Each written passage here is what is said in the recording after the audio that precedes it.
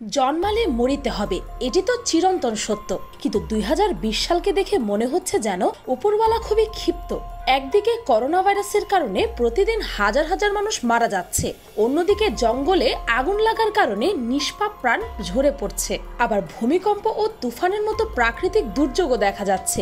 এরপর কি? এর চেয়েও খারাপ আর কি হতে পারে? তাহলে আপনাকে বলে দেই, এগুলো তো কিছুই না। কেননা পৃথিবীতে এমন সব সংকেত দেখা দিচ্ছে যেগুলো ঘটলে পুরো মানব সভ্যতাই বিপাকে পড়ে যাবে আর খুব সম্ভবত ধ্বংস হয়ে যাবে।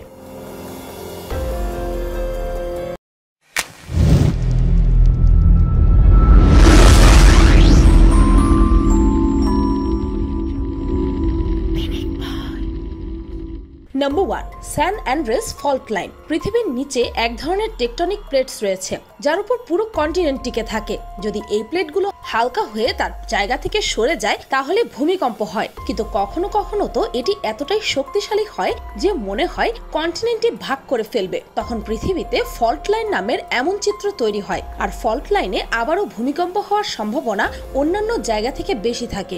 আমেরিকায় প্রায় ১২,০০০ কিলোমিটার লম্বা ফল্ট লাইনও দেখা গেছে, যা কিনা ক্যালিফোর্নিয়া থেকেও বড়। শুধু তাই নয়, এই লাইন থেকে কিছু দূরে ক্যাস্থেরিয়াস সারফেক্স জোন থেকে প্রায় ১,০০০ কিলোমিটার লম্বা আরেকটি ফল্ট লাইন দেখা গেছে, যা ক্যালিফোর্নিয়া থেকে শুরু করে কানাডা পর্যন্ত যায়। তাই বিশেষজ্ঞরা মনে করছেন এখানে খুব তাড়াতাড়ি বড়সড় ভূমিকম্প হতে চলেছে। আর যদি এমনটা হয় তাহলে এই ভূমিকম্পের তীব্রতা ৮.৭ ম্যাগনিটিউড থেকে ৯.২ ম্যাগনিটিউডের মধ্যে হবে, যা কিনা আমেরিকার জল ও স্থল এক করে দিতে সম্ভব। আমেরিকার জন্য এটি সবচেয়ে বড় ক্ষতি বয়ে আনবে। Number 2, super volcano.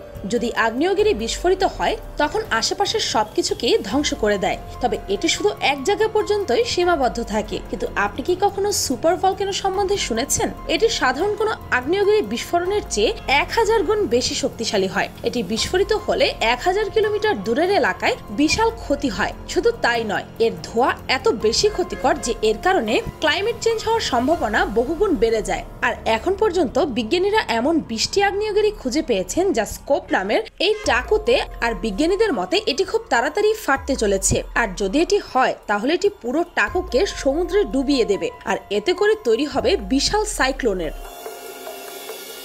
Number 3, huge landslide. এর পেছনেও ভলক্যানোরই হাত আছে।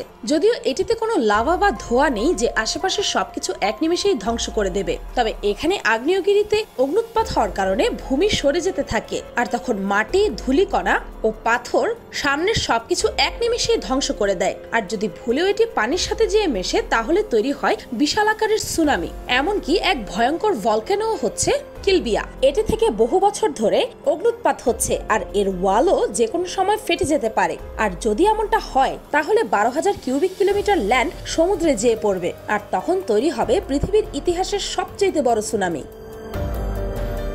Number 4, huge tsunami. আপনাকে যদি কেউ জিজ্ঞাসা করে সুনামি আসার আসল কারণ কি, তাহলে আপনি নিশ্চয়ই বলবেন টেকটনিক প্লেট কোনো কারণে নড়ে গেলে। যদিও এই উত্তরটি সঠিক, কিন্তু এটি ছাড়াও আরো অনেক কারণে সুনামি হয়, যেমন কোনো বড় অ্যাস্ট্রয়েড সমুদ্রে যেয়ে পড়লে বা বরফের কোনো বড় ভাগ সমুদ্রে পড়লে।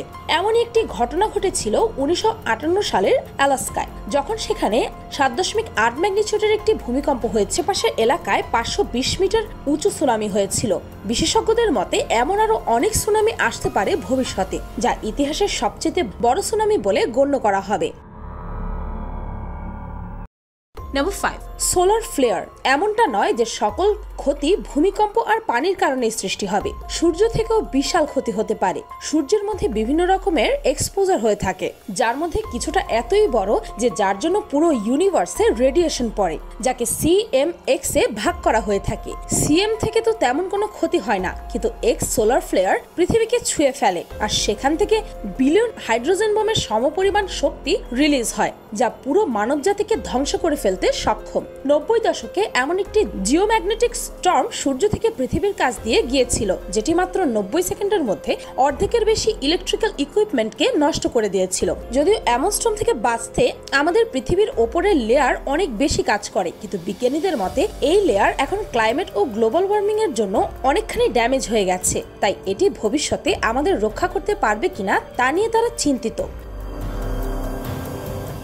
সত্যি 2020 সাল যেন পৃথিবীর জন্য এক অভিশাপ। আর আমার এই ভিডিওতে থাকা প্রতিটি সম্ভাবনাই বিজ্ঞানীদের দ্বারা ব্যক্ত করা সম্ভাবনা। কিছুই আর বলা নেই। আপনাদের সকলের নিরাপত্তা ও সুস্থতা কামনা করে ভিডিওটি এখানেই শেষ করছি। ভিডিওটি ভালো লাগলে আপনার ফ্রেন্ডস এন্ড ফ্যামিলির সাথে শেয়ার করতে পারেন। আর পিনিক পাই চ্যানেলটিকে সাবস্ক্রাইব করে বেল আইকনে অল নোটিফিকেশনস অন করতে ভুলবেন না যেন। শুধুমাত্র এভাবে পিনিক পাইয়ের প্রতি ভিডিওর নোটিফিকেশন আপনার কাছে পৌঁছে যাবে। আজকের মতো পর্যন্তই, দেখা হচ্ছে পরের ভিডিওতে।